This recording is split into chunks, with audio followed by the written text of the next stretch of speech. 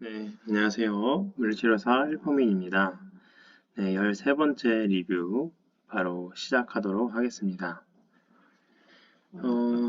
첫 번째 그림은 지금 이건 크레이그 테스트 그림이죠. 그래서 이제 엎드린 자세에서 평가자가 치료사가 이제 고관절을 회전을 시키면서 이 대전자 여기 대전자가 제일 튀어나오는 그 각도가 있을 겁니다. 그래서 가장 튀어나오는 부분, 그 부분에서 고관절을 멈춰 세운 상태, 그 상태에서 이게 각도가 몇이냐, 이 각도가 몇인지를 평가하는 테스트가 이제 크레이그 테스트입니다. 그래서 이제 전경, 후경 이런 걸 이제 평가하는 거거든요. 안테 버전, 이제 레트로 버전. 그래서 이 피머 넥이 얼마나 그 앞으로 돼 있는지, 뒤로 돼 있는지, 이제 뼈 변형을 얘기하는 겁니다. 이 사람의 그 해부학적인 특성을 보는 겁니다. 그러니까 뼈 변형이라는 것은 즉 치료의 한계점이 분명히 존재하는 거죠. 뼈가 변형됐으니까 우리가 체형 교정으로 할 수 있는 한계점이 당연히 존재합니다. 그래서 이런 크레이그 테스트를 통해서 만약 이 각도가 이게 이제 정상 각도거든요. 5도에서 15도 정도 이 각도에서 제일 튀어나와야지 정상 이라고 할 수 있어요. 근데 그거보다 이제 더 많다. 더 많이 내려간 상태에서 튀어나온다 하면은 전경이고 그 이하면 이제 후경으로 간주를 하는 겁니다. 환자분의 체형을 교정하기 전에 이 사람의 한계점에 대해서 우리가 이해하는 거는 좀 굉장히 중요하다고 할 수 있어요. 교정할 수 없는 걸 교정하려고 그걸 목표로 둔다는 거는 전문가다운 태도도 아니고 그리고 당연히 여러 가지 문제점이 발생하겠죠. 그래서 안짱다리 교정하는 방법, 또 팔자걸음을 교정하는 방법. 이제 우리가 이제 이런 체형을 또 근육을 이렇게 배울 때는 야, 이거 모든 사람의 안짱다리, 팔자걸음 내가 교정할 수 있겠다. 이렇게 생각이 좀 들어도 실제 임상에서는 너무 변수가 많고 또 한계점들, 이 해부학적인 그냥 이제 뼈 변형이 있는 사람들이 있기 때문에 꽤 많이 존재합니다. 그래서 그 한계점을 고려하지 않고 그냥 이제 발이 바라보는 방향, 이제 팔자걸음은 발이 이제 옆으로 벌어져 있겠죠. 그냥 그런 것만 보고 이 발을 정면으로 만들어야겠다, 무조건. 이런 뼈 변형이 있는지 파악하지도 않고 그러면 치료가 좀 산으로 가게 되겠죠. 그래서 오히려 이 무릎이랑 발목 관절의 이 제2의 틀어짐을 내 치료가 제2의 틀어짐을 만들어내는 걸 수도 있는 겁니다. 그래서 체형 교정에 대해서 부정적으로 바라보는 치료사들이 몇 분 만나보면 계신데 이런 점도 또 지적을 하는 부분 중에 하나예요. 그러니까 그냥 겉보기에만 이렇게 발만 똑바로 만들려고 혈안이다. 근데 이제 이런 뼈 변형이나 한계점도 분명히 파악을 해야 된다는 거죠. 근데 그렇다고 체형 교정 자체를 싸그리 잡아가지고 의미 없다. 기능이 좋아져야지 뭐 겉모습만 자꾸 고쳐놓으려고 하냐고 이게 너무 흑백 논리고 이 포지션, 얼라이먼트 그리고 이제 센츄레이션 이 조인트의 얼라이먼트는 그 사람의 상태, 기능까지도 유추할 수 있는 매우 좋은 증거 중에 하나인 것은 분명합니다. 평가를 할 때, 그러니까 그렇게 오랫동안 익숙하게 써왔기 때문에 관절의 포지션도 그냥 내가 가만히 서 있어도 그 포지션을 하고 있는 거죠. 그래서 당연히 어, 체형, 체형을 평가하는 거, 얼라이먼트를 평가하는 것은 그 사람의 기능도 당연히 유추할 수 있습니다. 근데 그 얼라이먼트가 개선되었다는 것은 기능 또한 당연히 좋아질 수밖에 없죠. 근데 이제 우리가 주의할 것은 그 사람의 상태, 그러니까 그 뼈 변형이 있는지 이런 한계점들을 꼭 파악을 하고 그걸 감안해서 생각하고 또 치료를 해야 되고 이제 근육 문제인지 이 사람의 틀어짐이나 통증이나 아니면 문제가 지금 발생하는 그 원인이 근육 문제인지 아니면 관절이 굳어지는 건지 만약에 이제 50견이라고 치면 관절 관절 주머니가 이게 다 굳어진 건데 뜯어내야 되는 거거든요. 그런 부분은. 근데 근육만 푼다고 될 게 아니죠. 50견 같은 경우는. 관절의 뭐 모빌라이제이션이라든지 이 관절을 좀 이렇게 케어할 수 있는 그 접근도 필요합니다. 그런 경우에는. 그리고 이제 아니면 뼈 변형 때문에 그런 건지 이제 우리가 알고 치료에 임해야 하겠죠. 그리고 이 그림 보면은 4-8 그림 보시면 이제 TFL 단축으로 인해서 고관절 외회전이 제한이 된다. TFL은 이제 내외전 방향으로 이제 움직이는 근육이잖아요. 그러니까 걔가 타이트하니까 외회전이 제한이 됐다. 이 말인 건데 이제 A 그림, 엎드린 자세에서 고관절을 신전하였을 때 고관절 외회전이 30도로 제한되어 있다. 그리고 B 그림은 내외전은 20도로 제한되어 있다. 그러니까 둘 다 이제 신전 상태에서는 다 제한이 어느 정도 돼 있는데 외회전이 좀 더 제한이 돼 있는 거죠. 그리고 C 그림, 이제 앉아서 고관절이 이제 굴곡하고 있는 이 앉은 자세에서 고관절 외회전이 50도가 가능하다. 그러니까 신전보다 훨씬 잘 나오는 지금 상황이죠. 내외전은 25도 가능하다. 그러니까 이렇게 신전한 상태보다 고관절이 굽힘 자세인 상태에서 더 ROM이 지금 잘 나오고 있는 상태입니다. 근데 이게 이제 TFL의 어느 정도 특징이죠. TFL은 이제 고관절 굴곡근과 또 고관절 내외전근으로 생각할 수 있잖아요. 근데 이제 고관절이 굴곡돼 있으니까 TFL이 좀 더 덜 늘어난 자세에서 하는 거니까 ROM이 조금 더 잘 나온다는 거고. 그리고 신전한 상태에서는 TFL이 이제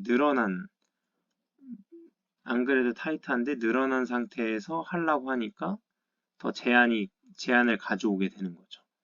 근데 특히 이제 TFL은 내외전 하는 근육이니까 외회전이 조금 더 제한이 있다.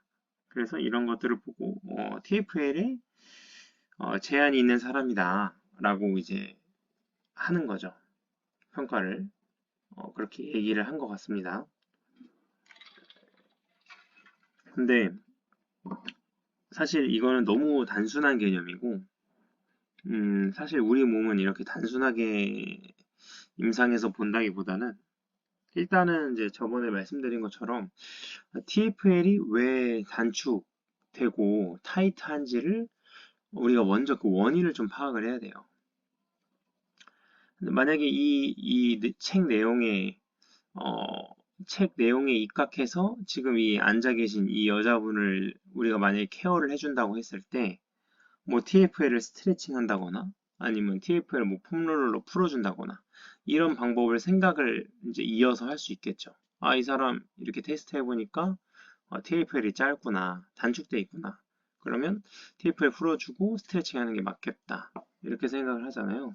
근데 그게 아니라 TFL이 왜 단축이 되어 있는지 그 원인, 왜 단축이 사람은 살면서 살다 보니까 왜 TFL이 단축이 됐을까?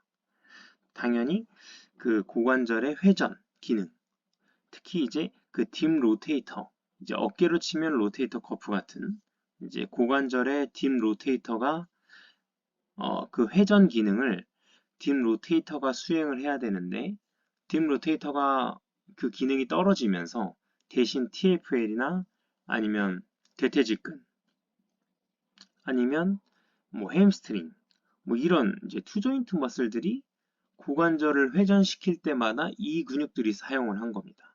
딥 로테이터가 사용을 안 하고 그러면서 이 근육들이 이 투조인트 근육들이 자기가 하는 역할 이상의 역할을 하다 보니까 계속 쓰니까 과부하가 오고 타이트해지고 문제가 생기는 거죠. 이제 근육의 톤도 당연히 높아지고 그래서 이런 제한들이 또 발생을 하는 겁니다. 그래서 원래의 원인은 딥 로테이터의 기능을 되살려줘야지 TFL도 당연히 자연스럽게 톤이 다운이 되고 그리고 이런 ROM도 회복이 될 것이다. 그리고 이게 외회전이 제한되고 내회전은 뭐 덜 되고 막 이런 거 보면은 이제 회전 방향으로 이렇게 되게 생각하는 경우가 많아요. 그러니까 저도 그랬고 그러니까 무슨 얘기냐면 여기서는 이제 내외전이 덜 제한되고 외외전이 더 제한이 되니까 그러면 내외전 근육이 타이트하구나라고 그냥 이렇게 생각을 한 거잖아요. 근데 사실 그렇게 단순하지가 않고 그러니까 고관절에 그 대퇴골두가 제 위치에 있어야지 내외전도 제한이 안 되고 외외전도 제한이 안 되잖아요. 근데 제 위치에서 벗어나면 내외전도 제한되고 외외전도 제한이 돼요. 그래서 어, 뭐 어디 한 방향 이렇게 딱 법칙처럼 뭐 내외전 근육이 단축되면 외외전이 제한되고 외외전 근육이 단축되면 내외전 근육이 제한된다. 딱 이렇게 이분법적으로 생각을 하면 좀 어렵습니다, 사실. 그래서 어, 그렇게 생각하지 마시고 차라리 어, 이 관절의 이 얼라이먼트가 틀어져 있다. 제 위치에서 지금 벗어나서 그 상태에서는 외회전이 제한이 될 수도 있고 내회전이 제한이 될 수도 있다. 아니면 둘 다 제한이 가져올 수도 있다. 이렇게 좀 생각을 하는 게 조금 더 임상적으로 봤을 때는 저는 좋다고 생각을 들어요. 그래서 너무 그렇게 잡혀 있지 마시고 그러니까 외회전 제한이면 내외전 근육 단축 이렇게만 딱 이분법적으로 생각 안 하셔야 이렇게 하면은 조금 그런 거보다 이렇게 좀 관절이 그냥 제 위치에서 벗어났다 이렇게 좀 생각을 하고 치료를 하시면 좀 더 좋지 않을까. 그리고 이 ROM이 잘 나온다고 해서 그 관절이 좋은 게 아니에요, 사실은. 그렇게 판단하면 좀 어렵습니다. 당연히 MMP도 마찬가지입니다. 임상에서 봤을 때 이제 우리가 주로 이제 테스트 제일 기본적인 게 MMT랑 ROM이잖아요. 이게 또 임상에서는 조금 좀 헷갈리게 하는 부분들이 있어요. 특히 ROM 같은 경우는 더 그렇습니다. ROM이 오히려 잘 나와요. 만약에 이제 왼쪽이 잘 나오고 왼쪽이 잘 나오고 오른쪽이 좀 덜 나와요.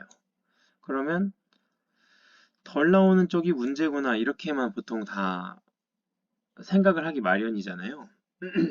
근데 사실 그렇게 생각하면 조금 너무 단적인 생각입니다. 이게 관절이 불안정하면은 ROM이 더 잘 나올 수가 있어요. 그러니까 원래 범위보다 더 많이 나오는 거죠. 그러니까 만약에 예를 들면 이 사람도 이제 전경이 만약에 이제 안테벌전이에요. 그럼 이 사람이 더 잘 나오잖아요, 이렇게. 그럼 만약에 오른쪽이 조금 더 전경이고 왼쪽은 조금 더 정상 각도예요. 이러면 이렇게 각도를 비교해보면 이 각도가 더 잘 나오니까 얘가 타이트하구나라고 생각할 수 있다는 거죠.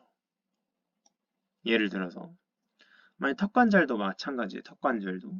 턱관절도 한쪽이 너무 과하게 움직여지면서 이렇게 빠지게 되는 경우가 많거든요. 그래서 오히려 반대쪽이 어, 이 벌리는 게 덜 나와서 문제라고 생각해서 그 반대쪽 뭐 턱 근육들을 막 풀어준다거나 아니면 관절의 모빌라이제이션을 한다거나 그러면 오히려 잘 하고 있는 쪽, 안정성이 있는 쪽을 더 헐겁게 불안정하게 만드는 꼴이 되는 거죠. 그러니까 ROM이 사실 중요한 것보다는 어, 그 근육이 제대로 역할을 하고 있냐, 사실 그게 좀 더 중요합니다. 만약 로테이터 커프를 예를 들면 이제 어깨가 우리 음, 외회전 동작을 하면 외회전, 그러니까 특히 로테이터 커프 외회전, 뭐 인프라스피나투스나 테레스 마이너 같은 그런 근육들이 활성화되는 게 자연스럽게 느껴져야 돼요. 그 외회전 동작을 했을 때, 그러니까 ROM을 떠나서. 근데 ROM은 엄청 잘 가는데 그 근육이 활성화되는 느낌이 전혀 안 들어요. 오히려 막 앞쪽, 뭐 이제 전방활주 증후군 이제 앞쪽 부분 많이 통증이 오잖아요. 그 부분에 통증이 온다거나 ROM은 잘 나오는데 아니면 통증도 없고 활성화되는 느낌도 없고 외전 근육 활성화되는 느낌도 없고 그냥 이렇게 달랑달랑하는 느낌. 근데 반대쪽은 뒤쪽에 활성화되는 느낌이 있는데 어, 아까 한쪽보다는 ROM이 덜 나와요. 그러면 이 사람은 ROM이 덜 나오는 쪽이 근육을 풀어주는 이제 경우가 생기는 거죠. ROM만으로 이제 그 사람의 상태를 파악하려고 하면은 좀 그렇게 좀 오히려 문제되는 쪽은 이제 불안정하고 너무 ROM이 잘 나오고 근육의 통제가 전혀 되지 않는 컨트롤이 전혀 되지 않는 쪽이 문제인 건데 ROM만 놓고 보면 ROM 적은 쪽 그럼 그쪽 방향 만약에 외회전이 덜 되면 내외전 근육들을 풀어주게 되는 거죠. 네, 그러면 이제 오히려 진짜 문제 있는 데가 아니라 오히려 잘 하고 있는 쪽을 풀어주는 꼴이 되는 거라는 거죠. 그래서 좀 그런 거를 ROM으로만 평가하는 거는 조금 경계를 해야 될 필요성이 있습니다. 그리고 이제 MMT 같은 경우도 마찬가지로 당연히 이제 보상작용으로 힘을 더 쓸 수가 있잖아요. 더 쓸 수가 있잖아요. 그래서 뭐 MMT를 만약에 한다고 하더라도 저는 MMT를 이렇게 주로 하는 편은 아니지만 만약에 MMT로 평가를 하신다는 분들이 계시다면 MMT를 할 때 뭐 보상작용을 하는지 안 하는지 보는 건 너무나 중요하겠죠. 그냥 그 힘의 강도만 보지 않고 그래서 이런 양적인 측면은 좀 파악을 해봐야 됩니다. 질적인 측면으로 좀 이렇게 연관 지어서 좀 생각할 필요성이 좀 있습니다. 네, 이어서 다음을 넘어가 보면 음, 이제 고관절 훈염에 이제 관련된 내용이죠. 레트로 버전. 이제 엎드린 자세에서 왼쪽 고관절 외회전 범위는 50도로 정상보다 적다. 내외전 범위 역시 정상보다 제한이 돼 있다. 근데 B그림을 보면 오른쪽 고관절의 외회전 범위는 정상보다 오히려 과도하게 일어나고 내외전 범위는 정상보다 좀 제한이 있다. 둘 다 이제 내외전 범위는 제한이 있죠. 왜냐면 이제 레트로 버전이기 때문에 둘 다 제한이 있는 겁니다. 당연히 외전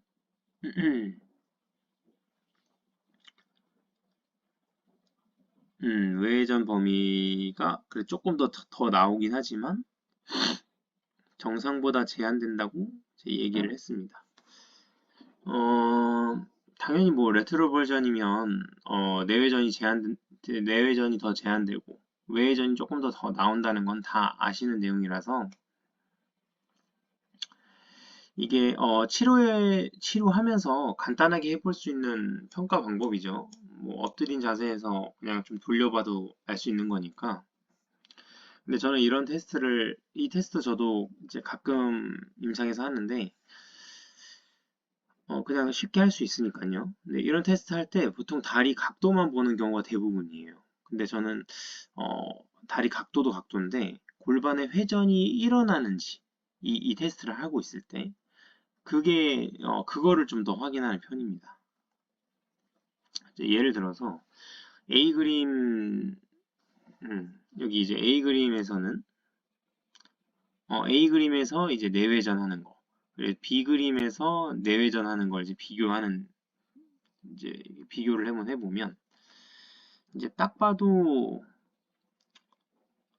B 그림이 내외전이 더 잘 나오고 있잖아요. A 그림보다는.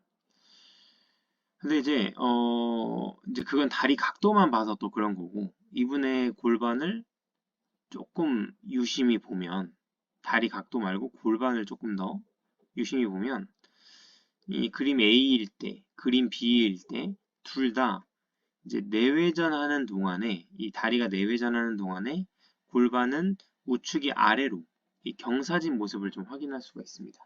그러니까 둘 다 이렇게 경사가 졌다는 거예요. 이쪽은 내려가고 이쪽은 올라가고. 그러니까 골반 틀어짐이 있다는 소리죠, 이 사람은.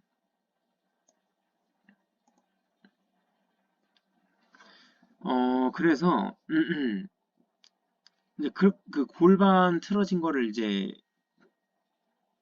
감안을 해보면 우리가 이제 우측 다리의 각도가 더 잘 나가는 게, 더 잘 가는 게, 이게 지금 더 잘 가고 있는 것처럼 보이잖아요.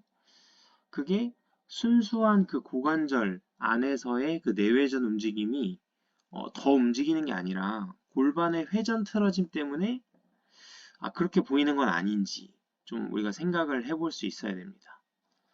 만약에 우리가 이제 골반 회전 틀어짐을 파악하지 못했다면, 이렇게 지금 이제 경사가 돼 있다, 애초에 골반이 이렇게 지금 높낮이가 경사져 있다, 이걸 우리가 몰랐다면 어, ROM 비교를 해서 좌측이 내외전이 더 제한이 돼 있구나, 그러니까 그림 A가 더 제한이 돼 있구나,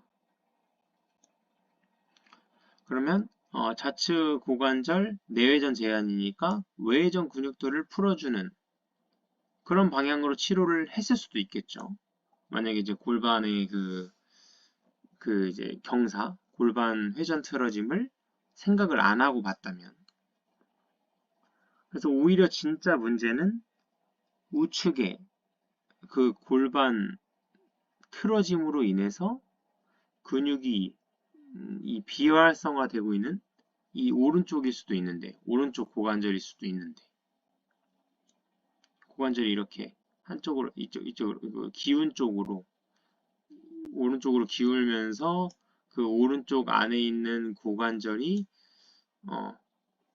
제대로 근육들이 활성화가 잘 안 되고 이런 상태일 수도 있는 건데, 그러니까 이제 항상 눈에 보이는 이 고관절, 이 다리 각도만 보지 말고 골반의 포지션을 같이 고려해서 평가를 해야 합니다. 그래서 처음 스타팅 포지션, 만약에 이 사람 같은 경우는 지금 그냥 가만히 있어도 이 골반에 지금 회전이 지금 오른쪽을 하든 왼쪽을 하든 이 각도가 이렇게 돼 있는 사람이잖아요, 기울기가. 근데 처음에는 일직선인데 다리를 들고 이렇게 하다 보면 이쪽도 해보고 이쪽도 해보고, 그럼 어디 한쪽 할 때는 골반이 확 기우는 쪽이 있어요. 그러면 그쪽이 약간 골반의 회전을 유발하는 고관절 쪽이구나 라고 생각해 볼 수도 있는 거죠. 그래서 그쪽이 조금 더 문제 있는 쪽이구나. 이렇게 이 내외전이 얼마나 잘 되느냐도 중요하지만 그런 골반의 회전을 일으키는 쪽이 어딘지, 그리고 골반이 애초에 어떻게 틀어져 있는지 그걸 감안하고 이 ROM을 평가도 해야 합니다.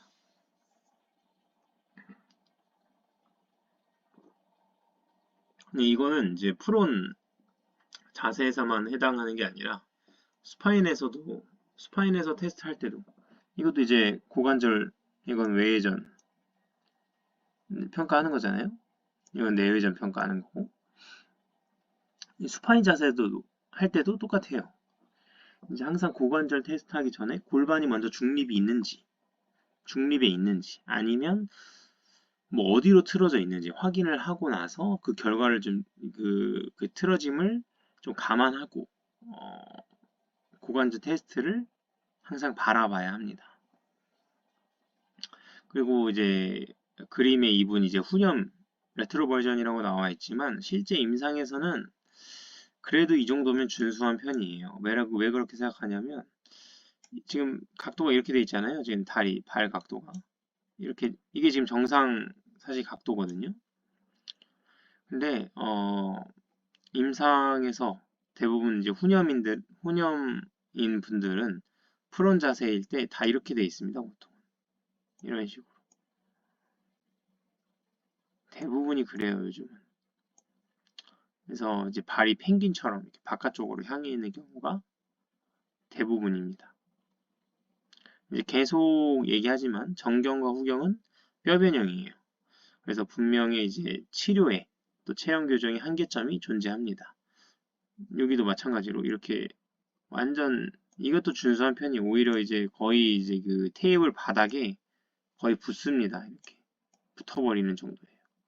임상에서 특히 남성분들, 근데 여성분들도 요즘은 많이 심하죠. 이렇게 돼 있죠.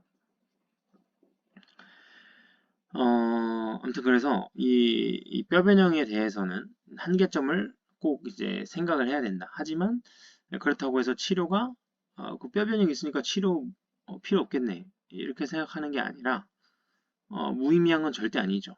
이런 분들일수록 방치할수록 그 방향으로 그 틀어진 방향으로 더 틀어지기가 쉬워요. 그래서 우리는 더 이상 더 틀어지지 않게 그리고 이게 뼈변형도 뼈변형인데 뼈변형이 있는 상태에서 틀어짐이 또 더 플러스 돼서 완전 틀어져 있는 경우가 대부분이기 때문에 뼈변형 전까지는 우리가 교정을 해줘야죠.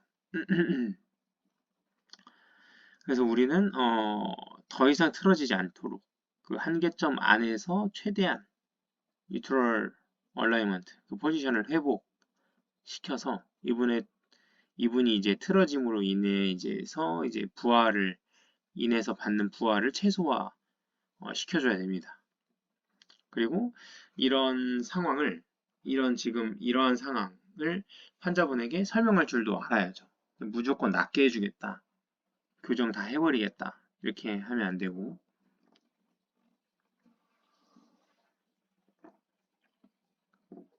네. 다음 사진은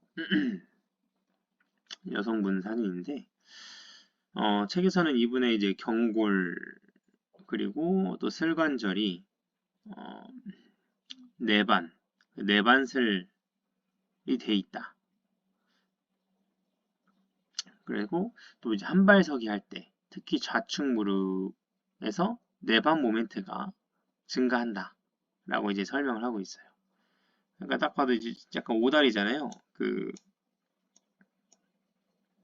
발을 붙였는데 무릎이 많이 떠 있죠. 사이가. 그리고 한발서기 했을 때 이런 식으로 된다는 거예요. 그래서 여기 이렇게 안쪽으로 내반의 모멘트가 발생을 한다. 얘는 그나마 일직선인데 얘는 좀 이렇게 이런 식으로 된다. 뭐 이런 얘기겠죠.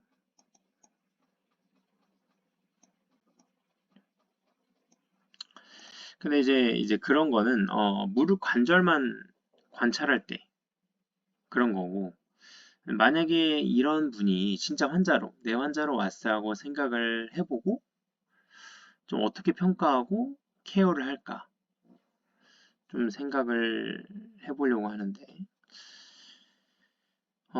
일단 사진이 좀 흐릿하긴 해요. 그래서 이제 잘 보이진 않는데 우리가 이제 눈에 띄는 부분은 이제 왼쪽 좌측 어깨 승모근이 많이 늘어나 있습니다. 이쪽이. 그래서 서 있을 때 이 손끝 높이만 봐도 좌측이 훨씬 아래로 내려가 있죠. 그래서 어깨뼈나 어깨 관절의 얼라이먼트가 깨지면서, 그러니까 그 휴머러스 헤드가 그 글레노이드 캐비티에서 조금 이탈한 거죠. 완전 제 위치가 아니라. 그렇게 살짝 이탈이 되면은 그 로테이터 커브가 활성화가 제대로 안 되겠죠. 활성화가 제대로 안 되면 그 연결성이 끊어지고, 연결성이 끊어지면 이 팔이라는 무게를 상부 승모근에 다 감당을 하게 돼요. 그래서 계속 그 팔무게가 상부 승모근을 늘어뜨리고 있을 거라고 좀 예상이 됩니다. 이 사진을 보면. 만약에 이분이 좌측의 목 어깨 라인에 이제 통증이 있다면 그건 이제 늘어나서 발생하는 통증이겠죠.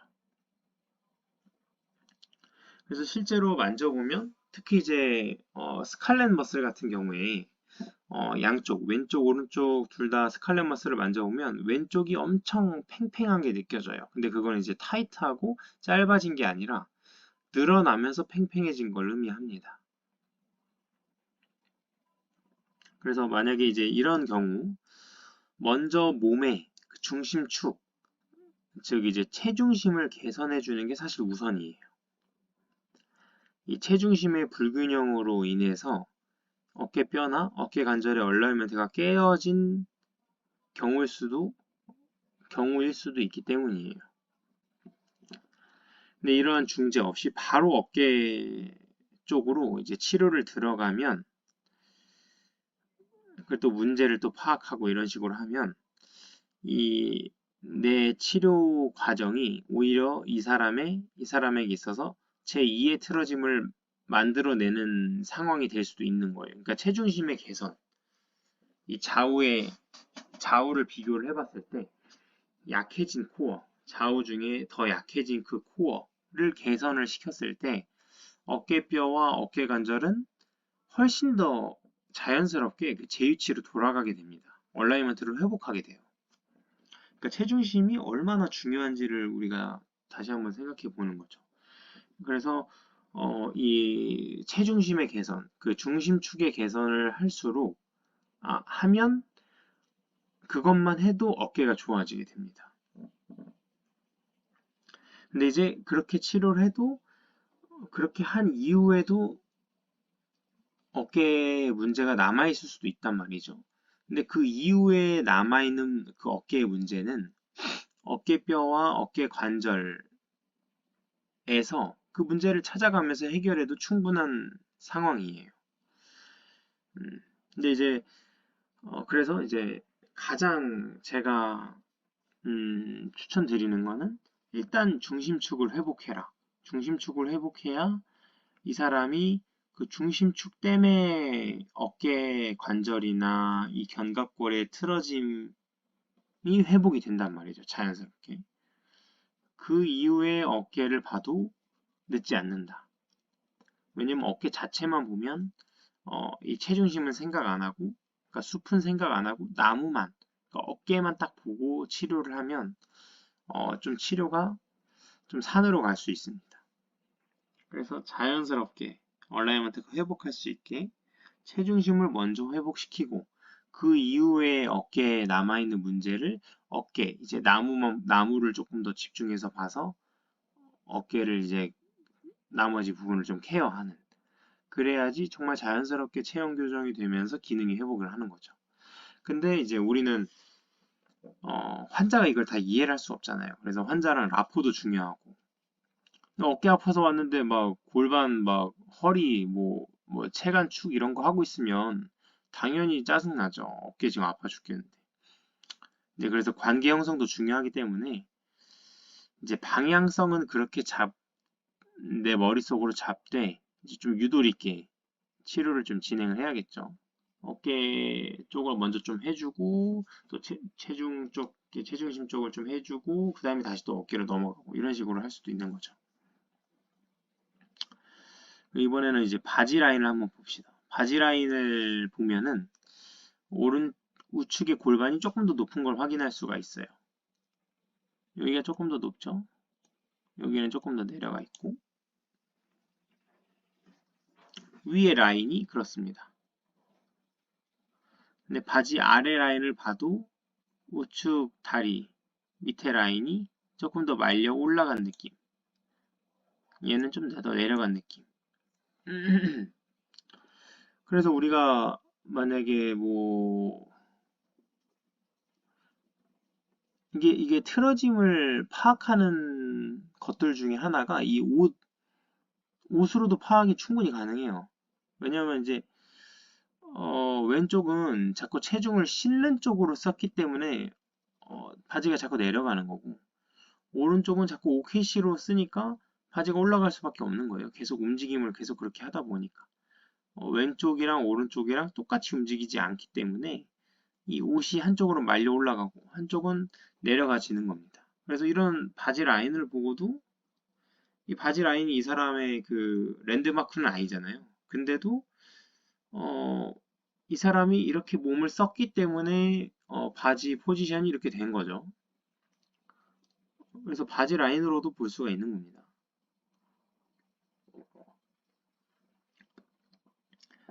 이제 그러면서 골반의 이제 포지션을 우리가 좀 예측을 할 수가 있는 거예요. 그래서 오른쪽 후 중둔근이 제대로 활성화되기 어려운 환경이라는 것을 우리가 알 수가 있습니다. 왜냐면 이제 우측 골반이 약간 높아지고 높으면서 약간이지만 측방 편의가 조금 돼 있어요.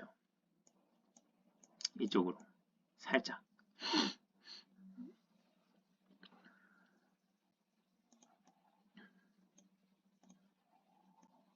보시면 이렇게 좀 돼 있죠.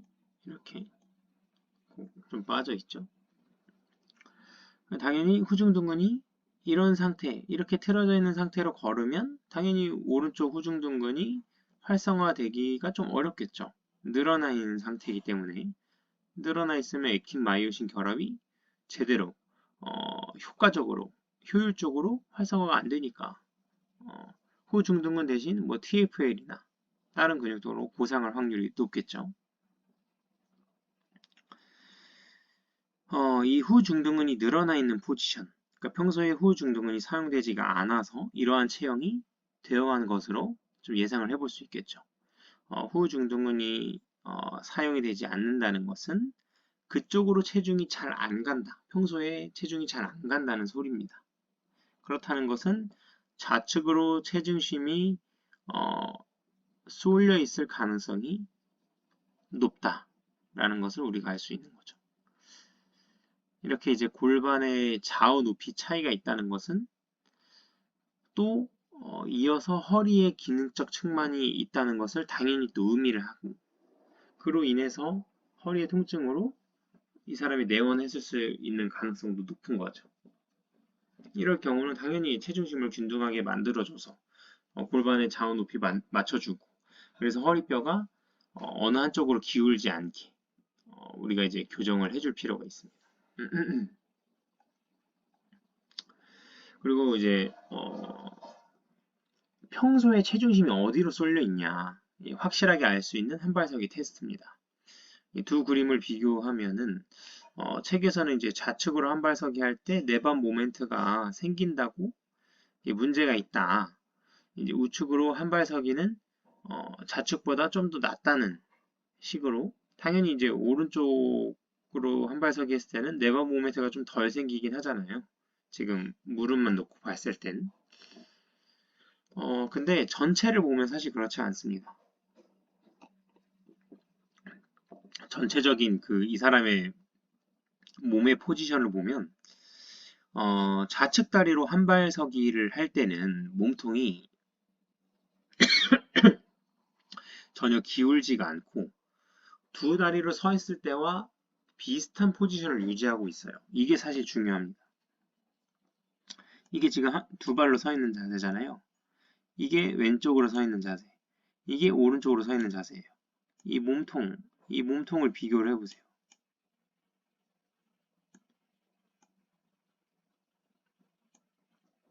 얘랑 얘는 좀 유사한데 얘는 갑자기 확 변하죠? 생긴 게. 그 체간이 변화가. 그렇다는 것은 이 사람이 왼쪽으로 두 발 서 있을 때도 왼쪽으로 하고 있다는 소리예요. 왼발 서기 할 때나 두 발 서기 할 때나 체간 그 상황이 비슷하잖아요. 근데 오른쪽으로 하니까 뭔가 여기서 막 변화가 막 생기죠. 그러니까 우리가 우성눈, 우리 눈이 두 개인데 어디가 우성이냐. 그래서 그 우성눈 방향으로 우리가 막 이제 영화 볼 때도 그 좌석 예매할 때도 만약에 내가 오른쪽이 우성눈이면 약간 왼쪽 편 좌석을 예매한다던가 이런 식으로 하기도 하잖아요. 근데 우리가 우성눈 평가할 때도 어, 우리가 동그라미 이 손으로 원을 그려놓고 어디 한 물체를 그 원 안에 넣고 두 눈으로 봤을 때 분명히 들어가 있는데 그래서 윙크를 하면서 그 원이 그 위치가 변화되는지 아니면 계속 똑같이 유지되는지 이걸로 이제 우성눈을 평가하듯이 약간 한발서기도 비슷하게 생각하시면 돼요. 이것도 두 발로 서 있는 거랑 이 한 발로 서 있는 왼쪽, 오른쪽 서 있는 거랑 더 유사한 쪽이 그러니까 더 체중을 많이 자주 싣고 있는 다리라는 거죠. 그러니까 익숙한 다리라는 소리예요. 체중이 싣고 있는 게 익숙한 다리. 그러니까 그게 이제 왼쪽이란 소리입니다. 체간의 변화가 더 없는 두 발서기랑 한 발서기 할 때 체중의 그 체중심, 그 체간의 변화가 덜한 걸 찾은 거죠. 음, 근데 오른쪽으로 설 때는 이렇게 살짝 기울게 되는 거죠. 좀 변화가 생긴 겁니다. 근데 이제 책에서 네반 모멘트에 대해서 설명했잖아요. 이제 책에서 말한 대로 좌측 무릎보다 우측 무릎이 훨씬 더 정렬이 올바른 것은 맞아요. 근데 그 이유가 우측 다리로 애초에 체중이 별로 싣고 있지 않았기 때문에 그에 따른 부하도 적어져서 그 체중을 애초에 많이 안 실으니까 부하가 적어진 거예요. 부하가 덜 하겠죠, 아무래도. 그러면서 그럴 가능성이 높고 좌측은 체중을 많이 평소에 싣고 있는 다리이기 때문에 그만큼 쓴 만큼 이 변형이 조금 더 된 것으로 어, 보는 것이 더 이 환자분의 몸을 파악하는데 좀 올바른 방향이라고 좀 생각을 합니다. 아마 좌측 다리로 지지할 때 이 사람 테스트를 했을 때 좌측 다리로 지지하는 게 우측 다리보다 조금 더 오래 이 한발서기를 유지하고 아마 편해했을 거다. 이 환자분 그 느끼시기에도 환자분 느끼는 게 사실 중요할 수 있어요. 이럴 때는 어디가 더 편하냐, 어디가 더 안정감 있냐, 그럼 환자분이 느껴지거든요. 왼쪽으로 할 때가 좀 더 안정감이 있다.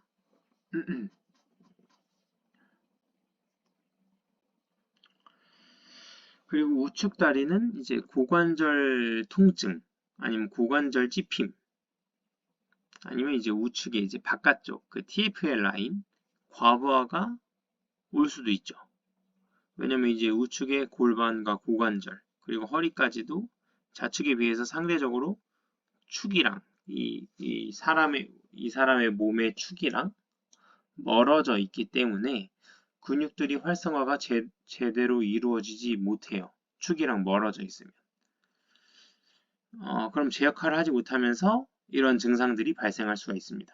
고관절 근육들이 활성화 제대로 안 돼서 고관절 찝힘이나 고관절 통증, 뭐 골반 통증, 뭐 허리 통증, 아니면 후중둔근이 안 서지니까 보상하면서 이런 바깥 라인, 뭐 과부하, TFL, 통증 뭐 이런 게 있을 수 있겠죠. 매뉴얼 할 때 훨씬 아파한다든지 이게 축이랑 멀어지면서 이 몸의 축이랑 멀어지면서 근육들이 활성화가 다 떨어지게 됩니다. 그러면서 이렇게 연부 조직이나 관절이나 뭐 인대나 막 이런 것에 통증이 스트레스가 가해지게 되는 거죠. 이제 골반이나 네, 그러니까 똑같은 얘기죠. 골반, 고관절, JH가 아닌 상태에서 체중이 실리면 근육, 뭐 관절, 뭐 인대, 스트레스 당연히 쌓이게 되는 거죠. 후 중둔근을 대신해서 TFL이 이제 보상을 하니까 우측 바깥쪽 라인도 과부하 발생하고 뭐 저려지거나 통증이 있을 수도 있고. 근데 이제 좌측은 후 중둔근이 CKC에서 제 역할을 잘 하고 있어요. 왼쪽은. 그래서 이제 더 편한 겁니다. 더 안정감이 있는 거고. 반면에 이제 책에서 말했듯이 무릎에 발생하는 내반 모멘트가 무릎 통증을 또 야기할 수도 있겠죠. 이제 뭐 경골에 이제 외측 변이 이렇게 이런 식으로 좀 경골이 이렇게 외측 변이가 있죠. 외측 변이로 인해서 이 발 아치도 좀 무너지기 쉬운. 근데 이렇게 발 아치가 이렇게 계속 무너지다 보면 발목 인대가 좀 다칠 수도 있고요. 뭐 아니면 발 아치가 무너지면서 발바닥 체중이 뭐 균등하게 분포되지가 않으면서 또 체중은 많이 실리는 쪽이니까 뭐 족저근막염이로도 이어질 수도 있고. 만약에 이분이 내반 모멘트가 큰 좌측 무릎 통증으로 오신 거라면 정말 그 내반 모멘트만 보고 무릎의 정렬만을 보고 치료에 임해야 하는가. 그러니까 이 사람이 왼쪽 무릎 통증이에요. 그러면 이 사람 한발석이 하니까 내반 모멘트가 심하네. 내반 모멘트 때문에 그러네. 그 무릎 정렬 하나만 보고 치료를 하는 게 과연 올바른 건가? 지금 이렇게 쫙 지금 어, 봤잖아요. 지금 이 사람의 몸의 그 틀어짐의 평가를 해봤잖아요. 이제 이렇게 어깨 높이 다르고 골반 높이 이렇게 차이 나는데, 그러니까 치료를 할 때 통증 부위 딱 그 무릎만 보고 치료하지 말아야죠. 어, 그래서 이제 전체를 봐야 됩니다. 그러니까 숲도 볼 줄 알아야 되고 그 나무인 무릎도 자세하게 또 볼 줄 알아야 되고. 그러니까 전체적인 이 사람의 몸이 전체적으로 지금 어떤 상황인지를 먼저 파악하고 그 다음에 무릎에서의 또 문제도 또 무릎 관절의 자세한 또 파악을 2차적으로 해야 되는 거죠. 근데 전체적인 이 사람의 몸의 그 파악이 없이 무릎만 보면 체중심의 개념도 없고 그 중심축의 그 개념 여러 가지 그런 개념들이 없어지게 되는 거죠. 무릎만 주구장창 그 체형을 교정을 하려고 무릎의 그 틀어짐을 교정하려고만 혈안이 되는 거죠. 그러면 이제 체형 교정 뭔 체형 교정이냐 겉모습만 바꾸려고 하냐 기능을 바꿔야지 이런 말을 듣게 되는 겁니다. 그리고 이분 같은 경우는 이제 퇴행성 관절염 이제 내반슬 이제 오다리인데 이제 특히 왼쪽이 엄청 심하잖아요. 무릎 자체가 일단 엄청 두꺼워졌죠. 왼쪽이. 이미 뼈변형이 지속이 된 지 좀 오래된 것으로 보여요. 이제 무릎이 저렇게 두꺼워지고 뼈변형과 또 퇴행성 변화가 가속화되는 이유. 이 오른쪽보다 좌측이 훨씬 더 심하게 이러한 변형이 생겼잖아요. 이런 생긴 이유는 당연히 체형 틀어짐 때문입니다. 나이가 들면서 이 퇴행성 변화가 나타나는 건 당연히 자연스러운 일인데 실제 나이와 관절 나이는 얼마든지 차이가 날 수가 있어요. 이 체형 틀어짐을 교정하지 않고 계속 방치를 하게 되면 이 틀어지면 틀어질수록 몸에서 이 받는 이 연부 조직의 스트레스들 당연히 증가하게 되고 그러면 이제 퇴행성 변화가 당연히 가속화가 되는 겁니다.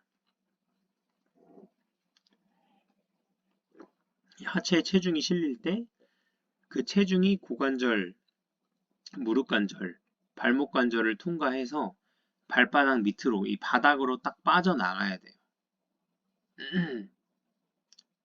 서 있을 때도 그렇고 걸을 때도 그래서 지면 반발력이라고 하잖아요. 그, 그 힘이 지면까지 통과가 돼서 반발력으로 이렇게 빠져나가야 되는데 체형이 틀어지게 되면 그 부하가 쭉 그 하체를 통과하지 않고 가장 많이 틀어진 곳에 쌓여지게 돼요. 그게 발인 마냥 그렇게 됩니다. 어, 이제 이렇게 된 걸 보고 병원에서 이제 무릎 아파서 온 사람에게 엑스레이 보면서 이제 의사가 얘기하잖아요. 뭐 나이 들어서 아픈 거다. 엑스레이 보니까 퇴행성 변화가 이제 발견이 되었다. 나이 들어서 아픈 겁니다. 이렇게 말하는 건 사실 이제 당신 무릎이 왜 아픈지 모르겠다라고 말하는 거랑 사실 마찬가지라고 저는 생각이 들어요. 그래서 당연히 퇴행성 변화 있는데 왼쪽이 더 많이 변화가 돼 있고 그렇다는 것은 당연히 체형 틀어짐이 있는 거잖아요. 그러면 이 사람의 통증이 틀어진 체형을 볼 줄 알아야죠. 그냥 엑스레이만 보고 퇴행성 변화 있다고 그것 때문에 아픈 거다. 뭐 단순히 뭐 염증도 많이 있다. 당연히 틀어졌으니까 염증은 생기죠. 근데 그 염증 때문에 염증이 근본적인 원인은 아니잖아요. 이 사람의 통증의 원인이. 그럼 염증 치료만 하면 이 사람이 좋아지냐? 재발이 안 되냐? 아니거든요. 체형을 틀어짐을 개선을 해줘야 염증도 훨씬 빠르게 회복이 됩니다. 우리가 이제 피부가 우리가 만약에 쓸렸어요. 근데 그럼 여기가 이제 피가 나고 까져 있잖아요. 근데 이거를 그냥 우리가 가만히 냅두면 가만히 냅두면 알아서 잘 회복이 돼요. 우리 몸은 자연 치유 능력이 있기 때문에. 근데 이거를 계속 막 문대고 막 비비고 하면은 염증이 계속 안 낫겠죠. 그 피부가 까진 게. 그거랑 마찬가지예요. 뭐 어깨에 뭐 로테이터 커프에 염증이 생겼다. 뭐 무릎 관절에 염증이 생겼다. 뭐 이렇게 많이 얘기들 하잖아요. 근데 염증이 생긴 건 알겠는데 이게 틀어져서 염증이 생겨진 거잖아요. 그쪽에 이제 손상이 된 거잖아요. 근데 틀어진 상태로 계속 움직이니까 계속 비벼지게 되는 거예요. 그 염증 있는 부위를. 근데 염증 치료를 하면 뭐 할 거예요? 계속 비비는데. 그럼 이제 염증 치료를 해도 더뎌지는 거죠. 그리고 만약 염증이 회복이 됐다 하더라도 틀어진 그걸 이제 교정하는 그런 성향의 치료를 하지 않는다면 계속 또 그 틀어진 그 관절이 움직이면서 또 염증을 발생시키겠죠. 자극시키고 스트레스 증가시키고. 그래서 체형을 교정하면 어디 한 군데도 이게 닿아지고 스트레스 주고 부하를 가하는 쪽이 없어집니다. 그러면 염증은 있었다 할지라도 비비는 게 없으니까 빠르게 회복이 돼요. 그리고 애초에 통증도 훨씬 줄어들게 됩니다. 염증은 안 가라앉았어도 통증 자체가 줄어들어요. 최근에 그 어깨 환자 진짜 로테이터 커프에 모든 로테이터 커프 그리고 뭐 벌자라든가 뭐 관절 주머니 뭐 여러 군데 진짜 많은 부위에 염증이 진짜 한가득인 분이 오셨어요.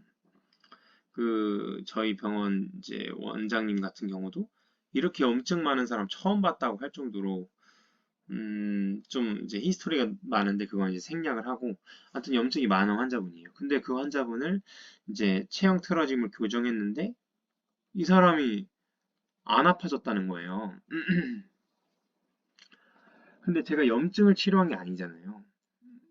제 치료가 염증을 회복하는 그런 성향의 치료가 아닌데 왜 이 사람이 통증이 나아졌나?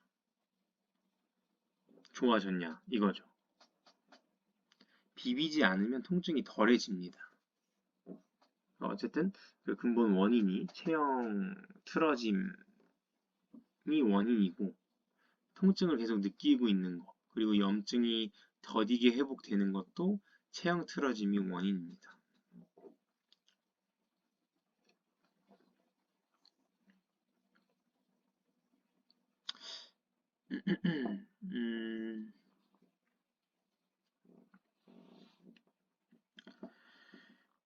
이분 사진을 이제 보면은, 여기서 이제 후천적 내반셀이라고 얘기를 하고 있거든요. 책에서 말하고 있는 후천적 내반셀의 의미는 회전 틀어짐으로 발생한 오다리 체형을 의미합니다. 그러니까 뼈 변형이 발생하지 않은, 이제 그러니까 체형 교정을 통해서 충분히 교정할 수 있는 오다리를 의미하는 거예요. 그래서 책에서는 이제 그림 A와 그림 B를 통해서 크게 세 가지 문제점을 얘기를 했습니다. 그림 A에서는 고관절 내외전과 슬관절 과신전이 이 내반슬을 유발한다. 그리고 그림 B는 양발은 외측으로 회전이 되어 있어서 회내되어 있다. 그래서 이게 이제 회내되어 있다. 프로네이션 되어 있다. 그리고 고관절이 내외전되어 있다. 무릎이 과신전되어 있다. 이 세 가지를 지금 지적을 하고 있어요. 근데 이런 패턴은 임상에서 정말 흔하게 볼 수 있는 회전 틀어짐 패턴이에요. 이런 틀어짐은 당연히 이 스웨이백, 현대인의 가장 많이 나타나는 스웨이백 포지션과 당연히 매우 관련이 많겠죠. 이 스웨이백 포스처의 특징 중 하나가 이제 근육보다는 관절 결합 그리고 인대로만 그 자세를 지지하고 유지하고 하는 게 특징인데, 그래서 그 결과로 이제 몸통, 이제 코어 근육이 당연히 이제 안 써지니까, 근육을 안 쓰니까 당연히 약화되고, 둔근도 약화되고, 여기 몸통, 코어 근육 약화, 둔근도 엄청 빠지죠. 쿼드리세스도 엄청 약화돼요. 그래서 백리인데 백리니까 무릎이 과하게 펴졌으니까 무릎을 피는 쿼드리세스 스트레칭 한다? 이게 말이 안 되는 개념인 거죠. 그러니까 이거 무릎만 본 거예요. 무릎만 보고 그런 이 회로가, 뇌의 회로가, 생각의 회로가 그렇게 이어진 거지.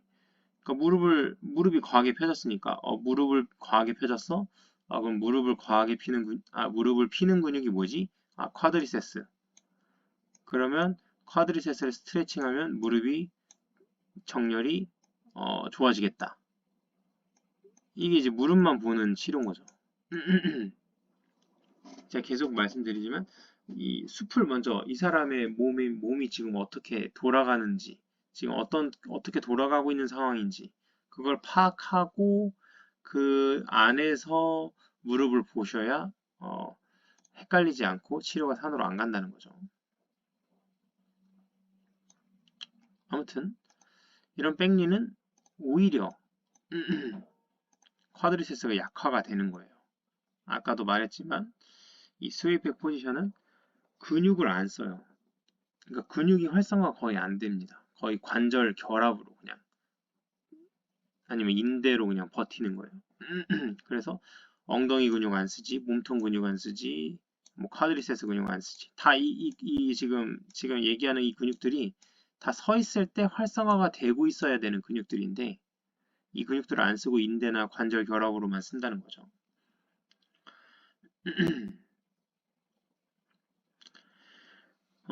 하체의 이제 세 개의 관절, 이제 고관절, 무릎 관절, 발목 관절 중에 가장 자유도가 높은 관절이 당연히 고관절이라고 할 수 있습니다. 가장 이 자유도가 높은 만큼 회전 틀어짐의 지분이 가장 높다고 할 수 있어요. 그러니까 체형 틀어짐과 그리고 체형 틀어짐에 있어서도, 그리고 체형을 교정할 때 있어서도 둘 다 가장 많은 영향력을 미치는 게 바로 고관절입니다. 그러니까 자유도가 높다는 것은 그만큼 틀어질 수 있는 방향이 많다는 소리예요. 움직일 수 있는 경우의 수가 많을수록 틀어질 수 있는 방향도 많다는 소리인 거죠. 그래서 체형 틀어짐의 지분이 가장 높다. 고관절 고관절이. 그러니까 당연히 체형을 교정하는 데 있어서도 고관절만 회복돼도 많은 게 회복되겠죠. 그러니까 서 있는 자세에서 근육을 안 쓰고 최대한 관절의 결합만으로 유지를 하기 위해서는, 그러니까 스웨이백 포지션을 우리가 이해해 보려고 하는 거죠. 최대한 관절로만 쓰려면 자유도 높은 관절이 선택할 수 있는 거는 관절의 크로스팩 포지션 뿐이에요. 그러니까 고관절은 알다시피 내외전을 할수록 이 잠기는 디자인이기 때문에, 반대로 외회전일수록 관절이 열리게 되는 거죠. 근데 서 있으려면, 지탱하려면 잠겨져야 돼요. 열리면 이게 막 관절이 이제 움직일 때 열리는 거고, 딱 지지하려고 버티려면 잠겨 있어야 편하겠죠. 그러니까 관절 결합으로 서 있으려면 내외전을 하고 있어야 된다는 거죠. 이 스웨이백 포지션인 분들은. 그래서 내외전 포지션을 유지하고 있는 겁니다. 근데 이제 하체 3개의 관절, 이제 고관절, 무릎관절, 발목관절 중에 가장 회전 자유도가 높은 고관절의 내외전 틀어짐은 나머지 두 관절, 무릎이나 발목의 회전 틀어짐을 충분히 야기시킵니다. 이제 무릎의 경우 과신전 포지션도 마찬가지로 근육이 아닌 관절 결합으로 우리가 자세를 유지하려면 그렇게 하다 보니까 이게 이제 과신전이 된 거예요. 이게 그러니까 보상작용의 결과입니다. 그러니까 무릎의 크로스팩 포지션은 이제 백리가 무릎의 크로스팩 포지션이기도 하지만 고관절의 내외전 틀어짐, 우리가 크로스팩 포지션으로 고관절 내외전 틀어짐이 있다고 했잖아요. 이 고관절 내외전 틀어짐과 이 스크리온 메커니즘으로 연관이 또 돼요. 이 백리는. 그러니까 무릎은 신전되고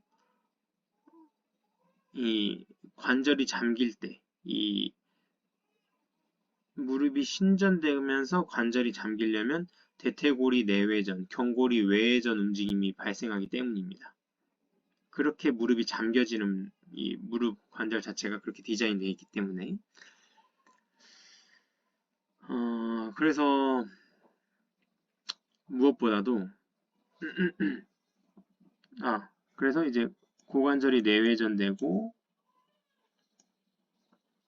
경골이 외전되는, 이게 이제 무릎이 신전되면서 이런 스크리온 메커니즘이 발생하죠. 그러니까 여러 측면으로 봤을 때 무릎이 과신전이 된다는 소리입니다. 이 고관절이 내외전되면서 그 스크리온 메커니즘으로 인해서 경골이 외회전되면서 무릎이 더 펴지게 되는 거죠. 더 잠겨지게 되고. 그래서 무릎의 회전 틀어짐과 과하게 이 무릎이 과신전되는 그런 포지션이 저절로 이렇게 자연스럽게 만들어지는 겁니다. 그리고 무엇보다 무릎이 과신전될 수밖에 없는 이유는 이 스웨이백 포지션의 골반 전방 이동 때문이다. 저번에도 말씀드렸지만 골반이 이렇게 앞으로 나간 만큼 누군가 뒤로 가야 되잖아요. 균형 맞추려면. 그게 이제 무릎으로서 균형을 맞춘 겁니다.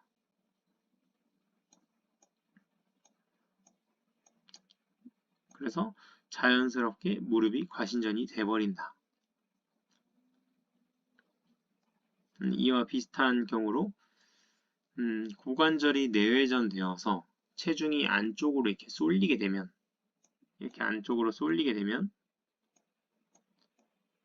이거에 보상하는 이에 보상하는 관절이 발목 관절의 프로네이션이에요. 프로네이션.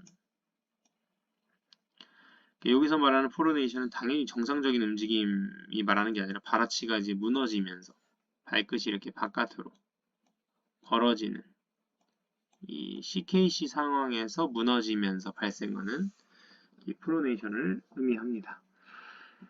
그래서 단순히 이제 프로네이션 근육들을 이제 풀어주고 뭐 수피네이션 근육들을 강화해서 뭐 체형이 교정되는 게 당연히 아닌 거죠.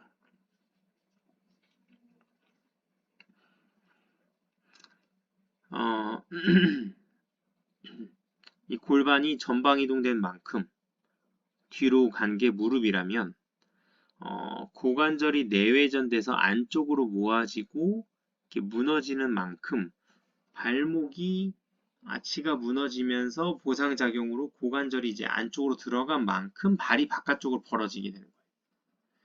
이게 만약에 고관절이 안쪽으로 무너졌는데 발까지 안쪽으로 가봐요. 그러면 이게 확 쏠릴 거 아니에요, 일로? 근데 우리 몸은 균형을 항상 이루려고 하죠. 보상작용으로.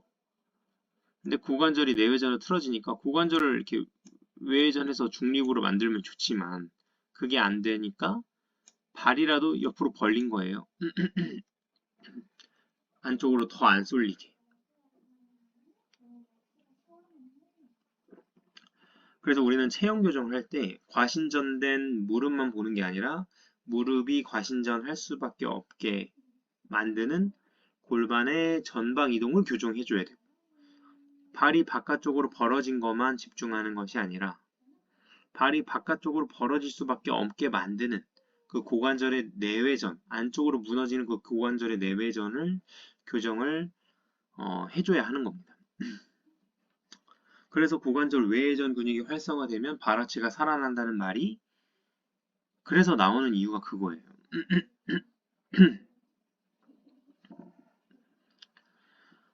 외회전 근육이 고관절 외회전 근육이 활성화가 되면 고관절이 내외전 틀어짐이 개선이 되겠죠. 그럼 고관절이 내외전 틀어짐이 개선이 되면은 내외전 되지 않으면 발이 바깥쪽으로 벌어질 필요가 없는 거예요. 그래서 발 아치와 고관절은 우리 몸의 메커니즘으로 함께 볼 수밖에 없는 그런 구조인 겁니다. 원래는 발이 바깥쪽으로 벌어지는 게 아니라 안쪽으로 들어간 무릎이 바깥쪽으로 향하도록 해야 되는 거죠. 그게 이제 고관절 틀어짐을 회복한다는 말인 거죠. 같은 말인 거죠. 그 역할을 하는 게 이제 고관절 외전 근육이기 때문에 그런 겁니다. 그래서 실제로 체중을 이거 나중에 그 리뷰 좀 이후에 나오는 내용이긴 한데 우리가 발을 이제 지지를 하는 데 있어서 발에 포인트들이 있잖아요. 이 발 엄지 발가락 바로 밑에 이 포인트도 당연히 중요합니다.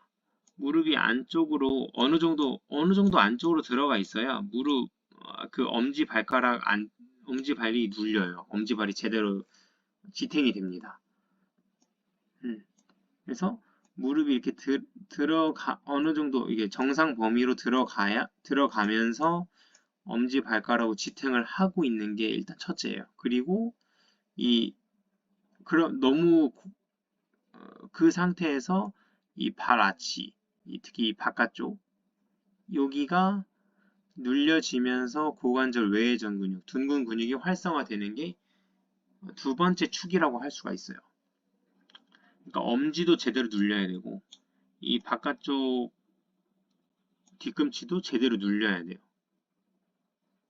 그러니까 어느 하나 쏠리면 안 되고 둘 다 잘 눌려져야 되는 거죠.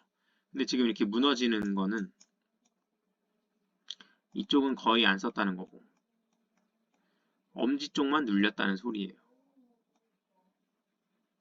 그러니까 엄지 쪽만 서포팅 존으로 사용을 했다는 겁니다.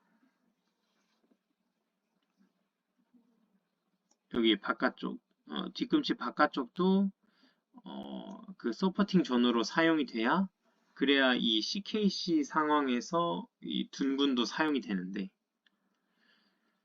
그러니까 이렇게 무너지는 경우가 이쪽 서포팅 존으로만 쏠려졌기 때문이에요. 발로만 봤을 때는. 그래서 이런 경우가 있어요. 좀 헷갈리는 경우가 이런 경우입니다. 이 보시면 이 경골이 지금 이렇게 돼 있고 여긴 조금 더 일직선이죠. 얘는 발아치가 조금 덜 무너졌어요. 얘는 좀 더 무너졌고, 왜냐면 이게 이렇게 기울으니까 이렇게 더 무너질 수밖에 없죠. 얘는 더 수직이니까 당연히 덜 무너질 수밖에 없고. 근데 오히려 여기 무너진 쪽, 아치가 무너진 쪽이 더 체중심을 잘 잡아요. 이 아치가 무너지면 발의 접지가 제대로 안 되니까, 어, 오히려 더 불안정해야 되는 게 상식적이잖아요. 근데 아치가 더 무너진 쪽이 오히려 체중심을 잘 잡는단 말이죠. 그런 이유가 바로 그 엄지축을 잘 잡고 있어서 그런 거예요. 그러니까 이 엄지 쪽 그 서포팅 존을 잘하고 있기 때문입니다. 얘는 이 엄지도 서포팅 존이 제대로 안 되고 있는 거고. 그러니까 엄지 쪽 서포팅 존도 되게 중요해요. 여기를 지지를 잘해서 얘가 지금 이렇게 이분이 지금 왼쪽 다리로 체중심이 더 잘 되는 거거든요. 그 유지를 하는 게. 여기는 좀 불안정하고.